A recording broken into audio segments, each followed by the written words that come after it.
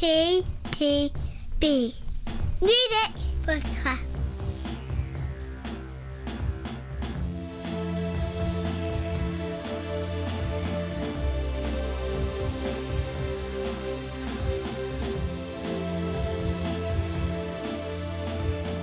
Well, it's the end of the year. There's times we used to do this podcast when we'd do the Christmas one and this one at the same time. Yeah, so how come that didn't happen? It was What because, were we doing? No, it's because we had to do a previous one and the Christmas one at the same time. Wow. So therefore, because we were falling behind on reviewing records. But then we got ahead, but then we've immediately fallen behind. Yeah, so now, I see, right. So now it is May. So I'm wondering what happened to our 2021 choices. Well, indeed, yeah. Just say here we've done this list and we both are very good and kept to lists that we made at the time rather than I kept mine pure. Rather than reassessing what we thought, because actually it wouldn't have made it. I don't think it would have made it. Certainly, it wouldn't. When I'm looking at my list that I made, it probably wouldn't have made a huge difference, but there definitely would have been some chopping and changing. There's in my top 20. There is that's yeah. So therefore, in our overall around Christmas time, I remember reviewing the list. I did tweak a couple of things, but I pretty much stuck with it. There is one album in my top 10 that I would definitely move higher now, but I'm glad I haven't because I'm a purist. Oh, so now you said that. You need to name what this is just before even we get to think what would have been higher in your top 10. I think it would be self-esteem, prioritise pleasure. I have listened to that album so much more in this year than I did last year. I know it came out quite late last year, but I've continued to listen to that album a lot, and I think I would have nudged it just out into the top 5, maybe just outside in terms of impact. So I think Kacey Musgraves might have suffered a. She might have been my one that slipped. Oh no, controversial. But can I just say, while we're on the subject of my list, everything from about position 9 to position 2 was easily in my top 5 last year. Yeah. And if numerically it was possible, which it isn't obviously, I would have defied the laws of mathematics and they'd have all been in the top 5. We did both discuss this. Yeah, it's very top heavy. We both thought last year was we did well in things that we chose to review last year. Absolutely. My number 1, which I'm not going to mention just yet, was always number 1. But my 2 to 8 or 9 were top 5 records for sure. Yeah, it was a stellar collection. Well, because we want this to be a shortish podcast, and we do. Shut up. We're basically going to our combined top 20. We'll run through and we'll stop and talk about things as and when we need. Yeah. So number 20 in our combined thing is Poppy Flux, which was album reviewed quite late on last year. Who was an artist that was very Nin influenced. As recall. And we both thought it was quite a fun album. Above that, the first of 2 entries, the Veronicas. Because there is Charles, I think. Veronica's Godzilla. That's at 19. Veronica's Human is at 17. Interestingly, I kind of preferred Godzilla to Human. You were the other way around. Yeah. But you had it higher up, so therefore it is higher up. Actually, I had Godzilla at number 21, which I included just to be awkward. In between those 2 Veronica albums is the Jane Weaver album Flock, which was something we listened to quite early on last year. Yeah. One of Birmingham's finest, as we discovered. Resna Rossa Batiste, because I didn't include them at all. Yeah. Are only at 16. So even though the soundtrack was fantastic, it has to be said, still really, really good. Awesome soundtrack. But I don't tend to go back to soundtracks very often, as to be said, when I'm in a listening mode. Little Sims, which we listen to again, which is pretty much at the end of the year roundup. Sometimes I might be Introverted at 15. Dave for All Alone Is Together at 14. Which I both thought was a really, really good album, and he I snuck into my top 10. Yeah, it followed up a really good debut album with a solid follow-up. That was solid, absolutely, in a good way. Yeah, and someone that's certainly of his genre, and particularly from a UK perspective, certainly top of his game. Low, which is the one we reviewed at the end, same year, same as Little Sims. I put in, you didn't, which is it was just outside for me, outside. Hey What, because it just finished the year well for me. It was that kind of loud, kind of feedbacky guitar thing that I'd been missing for a long time. It was like excellent. Song 2 we reviewed just moments ago. Yeah. On the latest podcast with 9, we're at 12, and that was definitely a case of back to what we were talking about on the previous podcast. If you listen to the previous podcast, full of soul, funk, just it was a really good album. Just interesting stuff. Yes, I listened to it again from last week because good luck downloading that one. We can't buy a single by vinyl because the vinyl went definitely. You can still get it, can't you? Somewhere. Yeah. Weather Station, which was a me one, which you didn't have in your thing. Nowhere near. Yeah. I remember the time you were going, I don't really get this. No, nowhere near. Loved this album. Genuinely loved this album. Weather Station, Ignorance. I can't remember what the lady's name is. You've got it in your top 5. I have, because I've played it and played it and played it. Yeah. Really, really, really love this album. Passed me by completely. Top 10, Marina. Ancient Dreams in the Modern Land. First of all, good pop-tastic. Would have been in my top 10 had it not been for my previous comment about trying to squeeze all those albums in my top 5. Really good album. Yeah. No, again, it's an album I came back to several times during the year because for those who, I'm not sure Marina is, you might know from was previously called Marina and the Diamonds. But yeah, it's a really, really strong pop record. Self-Esteem, as you mentioned already. Prioritise Pleasure at number 9. Oddly for me, that started higher and then kind of went down. See, I would have gone the other way. Given more time. Yeah, because I started off really, really, really loving that album, and I kind of went to kind of still liking it, but not quite as much. No, I agree. It's a great album for me. The Anchoress at number 8, Art of Losing. That's a grower. Yeah, and also just a really, really good album. So someone that had gone through lots of shit in her life. Yeah. So again, it's one of those albums that's not, funny enough, as the one following it, not the cheeriest album in the world lyrically, but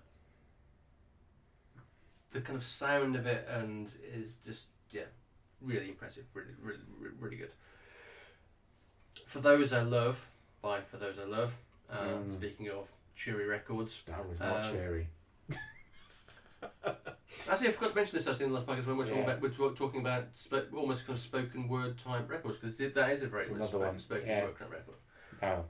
No, I love this album. It was not cheery. It had me in tears, but it was brilliant. Yeah, it's just a very, very sweet record, but also heartfelt. And it's one of those albums that you think shouldn't work because it is. Yeah. A kind of dancey thing with someone basically just talking over it, and you're thinking, well, can you sustain that for like 45 minutes? Yes. And actually, it works. The answer is yes. Absolutely. It does work really well. Yeah. In fact, we recommended that one to Carl. Oh. Who I believe listened and liked. Yeah. Brilliant. We have a joint number 6. Joy Cook Skin. You cheated. No, they generally. You've got 21 in as well. I know. But they were generally. Cause I started. Do you know what? No. I started one word down. Yeah. But they were genuinely at the same points. Joy Crookes, Skin, and Kacey Musgraves, Star-Crossed. They're kind of where I would have put them both as well. Yeah. So Kacey, as regular listeners will know, to this podcast, we've been a big fan of Kacey since day one. Yeah. And Star-Crossed, still delivered it. Frankly, he was like, well, that was the thing. It's probably not going to be as good. It's bits delivers. Again. This is still quite like that. Despite my comment a moment ago, it still ranks so very bloody highly. Yeah. Yeah. And Joy Crookes was just one of the discoveries we had. Revelation. Of last year, absolutely. For anyone that likes any kind of just relaxed, kind of laid back kind of soul singing, soul pop singing. Joy Crookes is where you should be going, because this album is just, yeah. I mean, any of the albums, with Joy Crookes and any of the albums you're about to mention could have been number one. Yeah. Yeah. In fact, in any year, absolutely. Yeah.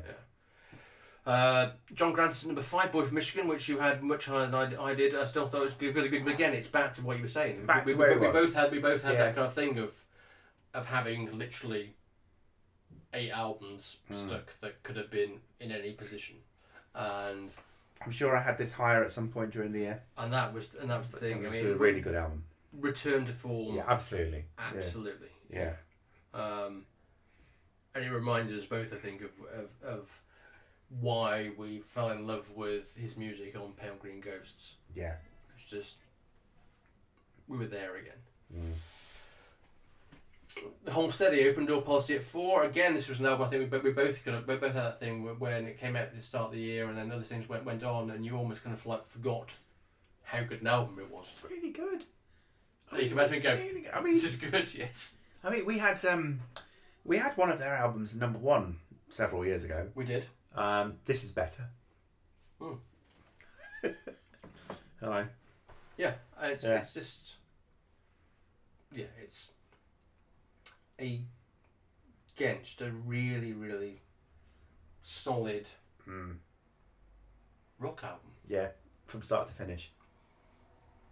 Our top 3, all women. Or at least from a vocals point of view. Number 3, Halsey, If I Can't Have Love, I Want Power. So this was Halsey, who was a previous winner of our Album of the Year prize. This is this was her working with Trent Reznor. This is I can't help but think I mean, this is a Halsey album. It's also a 9 Inch Nails album. Yeah, it is a bit. But that's what's brilliant about it. It's a proper collaboration. I loved it. What's interesting, my daughter, who you might have heard in the previous podcast, my daughter who's 12, her number 1 and 2 albums would have been our number 2 and number 3 albums. I got you. Okay. Yeah. Yeah. No, I can completely see that. Yeah. Number 2 is Chvrches and Scream Violence, which for me was my number 1 album, and I thought, actually, in a similar way, funny enough, to our number 1 album, it was an album that took them one step further than the previous album, and for me at least, Chvrches Scream Violence was the perfect indie synth album. Yes. For they're a band that kind of come across as being totally synth based, but when I listened to this album, and me and my daughter went to see them live. Yep. And it was very much an indie rock kick. Yeah. It really was. Just terrific record, terrific tunes. Yeah, no, this and the Halsey album, number 1 albums, definitely. Any other year. But our number 1 album There's got to be one. Wolf Alice and Blue Weekend. I'll be honest with you. This album was number 1 from the moment I heard it.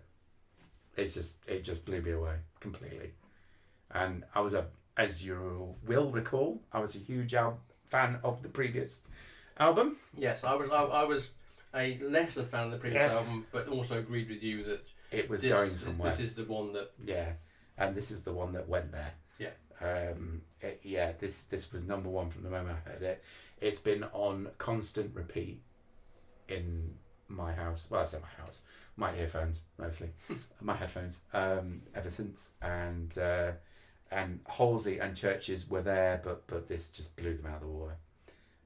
It's stunning, and I think, as we reflected in our last podcast, the rise of the indie rock female-led sound is probably almost certainly a consequence of the success of this band and this album. They're going to be, well, they are huge, but they're just going to continue to be bigger. I hope so. Yeah. In fact, I hope that's the same of Chvrches as well. I think it's absolutely, yeah. The world is their oyster, quite literally.